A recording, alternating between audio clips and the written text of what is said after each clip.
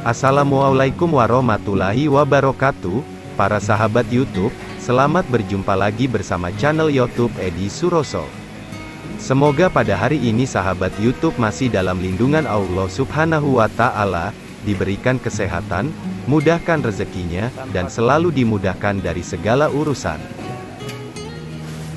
Para sahabat YouTube, pada kesempatan kali ini saya akan bahas salah satu kesalahan-kesalahan para supplier lobster di saat pengepakan. Kadang hal ini dianggap sangatlah remeh, akan tetapi sebenarnya ini sangat berdampak fatal dengan hasil pengiriman. Kadang-kadang para supplier lobster banyak yang gulung tikar alias bangkrut, karena kesalahan di saat pengepakan ini. Tapi sebelumnya bagi para sahabat YouTube yang belum subscribe channel kita, silahkan subscribe dulu channel kita, supaya kita lebih bersemangat dalam membuat video-video terbaru. Dan juga jangan lupa nyalakan tanda lonceng di sebelah kanan bawah, supaya bisa mendapatkan notifikasi dari video-video saya terbaru. Salah satu penyebab kegagalan dalam pengiriman diantaranya sebagai berikut. Yang pertama adalah proses pembiusan. Banyak orang berpendapat pembiusan dilakukan sampai dengan lobster itu mengalami lemas atau loyo. Sebenarnya yang harus dilakukan adalah melakukan pembiusan secukupnya sampai dengan hawa dingin masuk ke dalam daging lobster. Jadi seandainya sudah dirasa cukup dan sudah masuk hawa dinginnya, lobster segera diangkat dari pembiusan untuk dilakukan proses selanjutnya. Jangan lupa, di saat pembiusan ini oksigen harus diperhatikan, jangan sampai lobster dibius tanpa bantuan oksigen atau aerator, karena bisa menyebabkan lobster akan kekurangan oksigen dan berdampak lobster alan mengalami stres di saat pembiusan.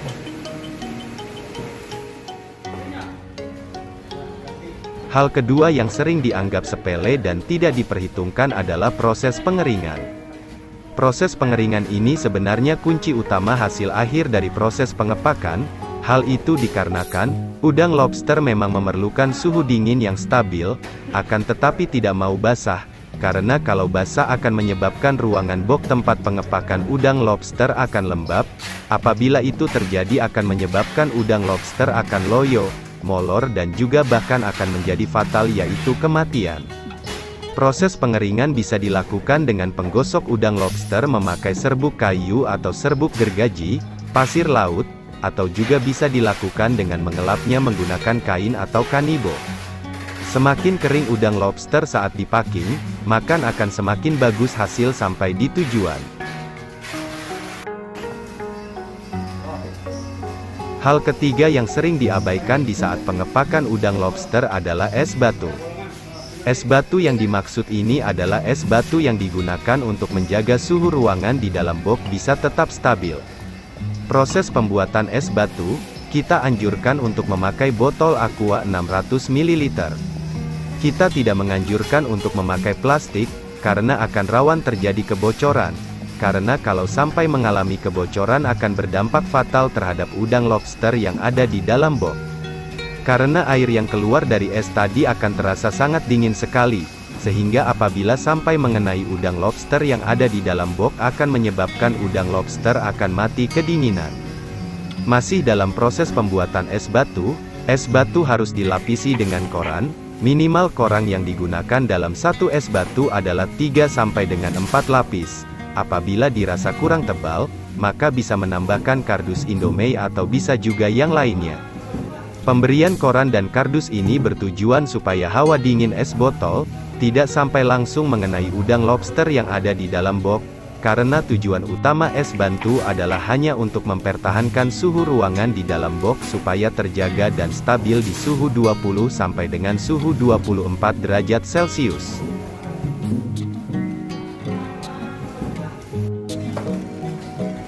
Hal keempat yang sering diremehkan di saat pengepakan adalah proses pembungkusan. Terkadang para supplier membungkus udang lobster asal-asalan, padahal kalau proses pembungkusan ini tidak dilakukan dengan baik, bisa mengakibatkan lobster akan loyo.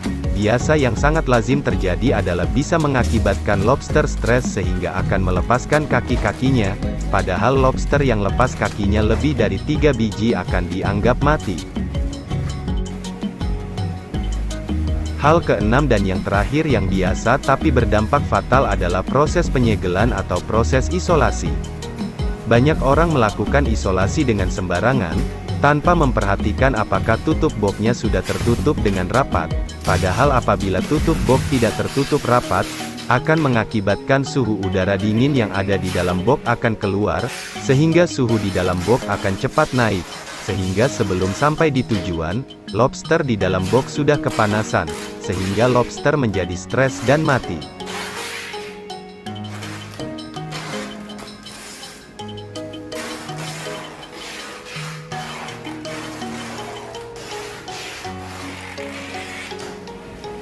Ini adalah salah satu hasil bongkar dari proses packing yang dilakukan tidak sesuai dengan standar packing.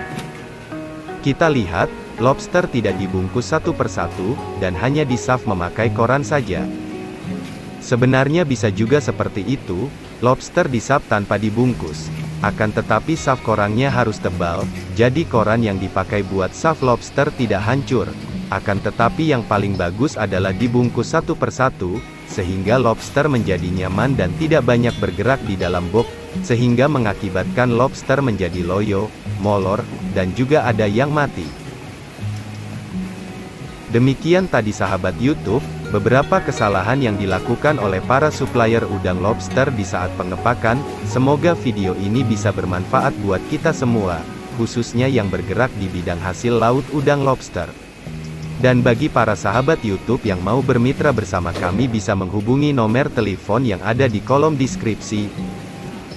Maju terus hasil laut Indonesia, mari kita tingkatkan ekspor hasil laut Indonesia sehingga bisa merajai di mancanegara. Terima kasih dan selamat berjumpa lagi di video-video saya selanjutnya. Wassalamualaikum warahmatullahi wabarakatuh.